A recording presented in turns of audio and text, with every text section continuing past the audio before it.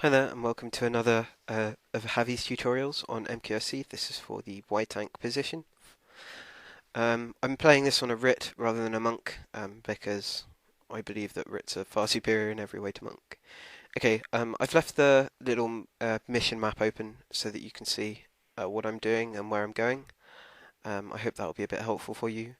On my bar, there's actually a mistake. I've got Balthazar Spirit there instead of Essence Bond. When you're aggroing, it's the same as any other 600 principal build. You've got the Protective Spirit, Spirit Bond. You cast both of them and run in. And then you cast VWK, Vengeful was Kanzai or something. And then VWEP, which is just another source of damage, which you can use. And it's spam, spam, spam, spam, spam. Okay, finish him and Urban Vanguard Assassin support. Are your two damage skills, and they allow you to. They're usually for the ritualist yetis who don't seem to die. You'll see quite a few cases in this video where we're left with only one of them.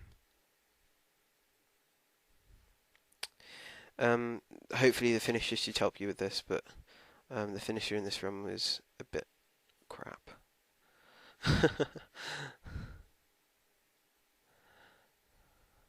I'll be showing you how to play a Rit finisher at some point. I'll also make one for a monk. Okay, as you can see here, I've really kind of let my energy drop quite low. Try and avoid that. On Yeti Ritualists, you'll find that you'll often be left with a choice of Protective Spirit or Spirit Bond. Always take Protective Spirit, because that gives you 3 or 4 hits. Well, usually a few more. Before you die. Here I forgot to cast Protective Spirit Bond and Protective Spirit and Spirit Bond before I ran in. As you can see, my health spiked really quite low. And again, it's just these damn Yeti ritualists which don't argue onto you. That's the main it's the main difficulty in these kind of runs for anyone who's not the tank, and for the tank as well, because the tank can run very short on energy. Another problem you have is that the spirits will quite often aggro onto you, with the Yetis not aggroing onto you, which can mean that you're taking lots of damage which won't trigger your Spirit Bond, because of course it's under 60. The main way to get out of it is just to try and get VWK up. If you can't, then obviously range of stepping, strafing from left to right, is a way out of it, because you'll manage to dodge their missiles, because they travel at a very short speed.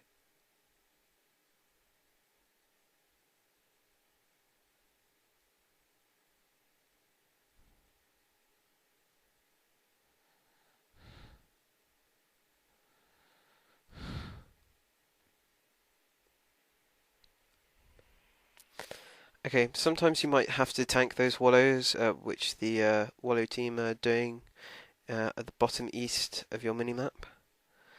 Yeah, it shouldn't be a problem. When you're running in for these Yetis, try and end up where I am, near the edge of the cliff face. It just makes it a lot easier for res, because the Yetis don't come so close. These Yetis do cause knockdown, so if you're a beginner, I do suggest I Am Unstoppable, and use that when SOJ is not upon you. But otherwise, you should be fine. I can usually deal without it. As you can see, with this bar, I was forced to live without it, and it wasn't too bad. Here's another case where these damn Yeti ritualists are being an absolute pain and not agreeing onto you. Just if your smite or something is just being continually attacked by them, see if you can get a vengeful weapon upon them, and that you'll usually sort it out. It will give them a bit of damage, and it will give the Yetis a bit of damage, and it will give you, hopefully, not you, them a bit of healing. Okay, the next part's the cave. By the time you're there, you've done about half of your run, although you've done most of the distance. Um, this boss is where you have the two large Yeti bosses, the monk and the quest activated Yeti boss, Arg Mountain Club. I think it's Arg Mountain Club. It's a big Yeti boss anyway. Here again, you need to be careful. Just make sure that you're trying not to let anything aggro onto you. Aggro onto your back team, so your smite and your finisher. Here, I will pull all the cave in this video because I think it's easier for everyone involved, except you. But obviously, if you're a bit inexperienced, then there is an argument for just trying to get a small section.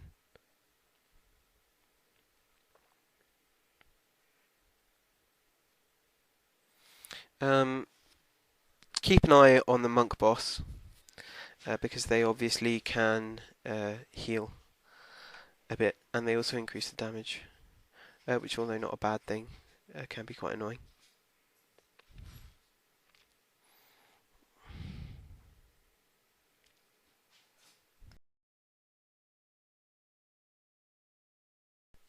Okay, the only problem with the big warrior boss is healing signet.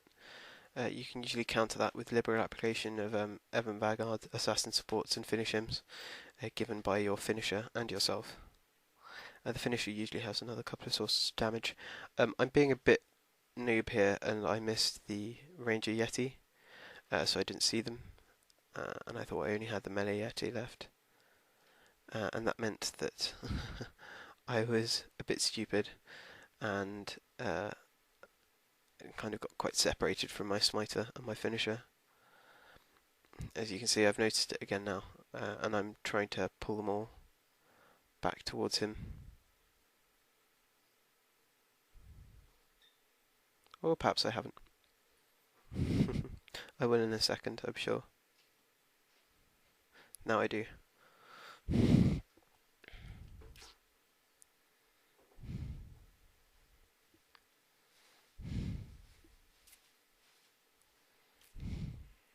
Then it's just a case of finish him. I love finish him, it's a great skill. It's because it applies the deep wound before the damage, so you get the drop of about 200 health, because that's the deep wound threshold. And then you apply 44 damage, which usually brings them into the 0 zone. Okay, here I'm going to pull the small group towards the large group. I believe it's far better to do it that way around. Try to avoid having cripple on you by this point.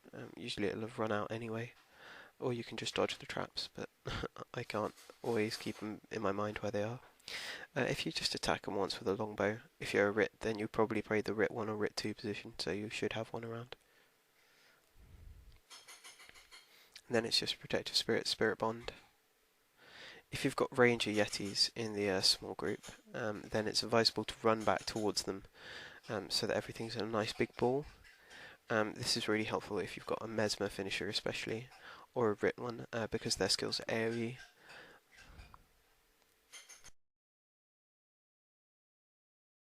Okay, so just make sure that these Yetis die. Keep an eye on the Yeti ritualist. And then your run is complete. I hope you find that helpful, and thanks for watching.